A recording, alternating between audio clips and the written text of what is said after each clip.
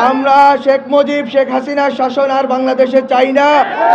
আমরা বাংলাদেশে আওয়ামী লীগের সেই ফ্যাসিবাদী ব্যবস্থা আর চাই না। আমরা চাই বাংলাদেশপন্থীদের হাতে থাকবে।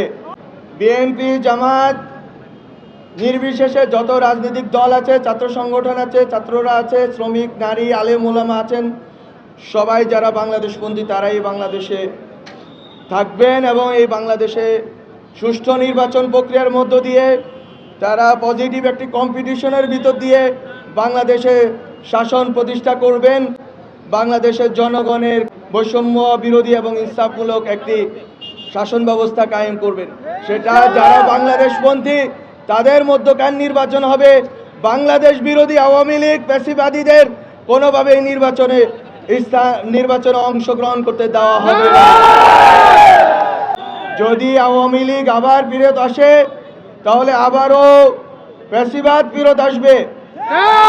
আপনারা জানেন 1975 সালের এই দিনে 25শে জানুয়ারিতে শেখ মুজিবুর রহমান সাহেব বাকশাল প্রতিষ্ঠা করে বাংলাদেশের সকল গণতান্ত্রিক অভিযাত্রাকে নস্যাৎ করার অপচেষ্টা করেছিলেন এবং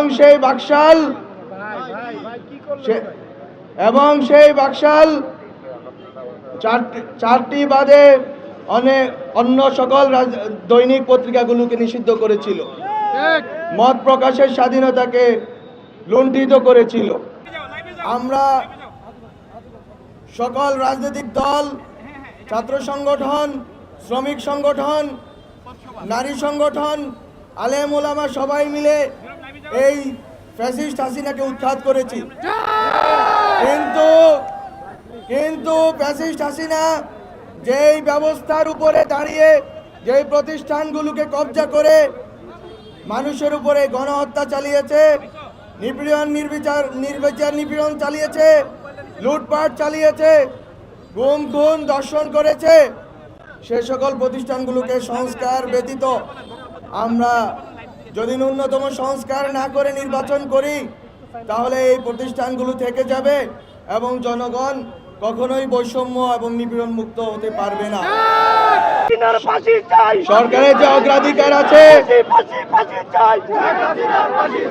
সরকারের অগ্রাধিকার রয়েছে খুনিদের বিচার করা, গুম খুনের দর্শনের বিচার করা এবং সংস্কার করা, এবং অবশ্যই সকল বাংলাদেশপন্থী রাজনৈতিক দলগুলোর অংশগ্রহণে একটি সুষ্ঠু নির্বাচন উপহার দেওয়া বাংলাদেশকে।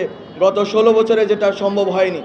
আমি আজিগঞ্জবাসীকে আবারও ধন্যবাদ জানিয়ে সরকারের সাথে এবং বাংলাদেশের জনগণের এই দীর্ঘ লড়াইয়ের সাথে ঐক্যবদ্ধভাবে অবস্থান নেওয়ার এবং যখন ডাক পড়বে আবারও রাজপথে নেমে আসার জন্য আহ্বান জানিয়ে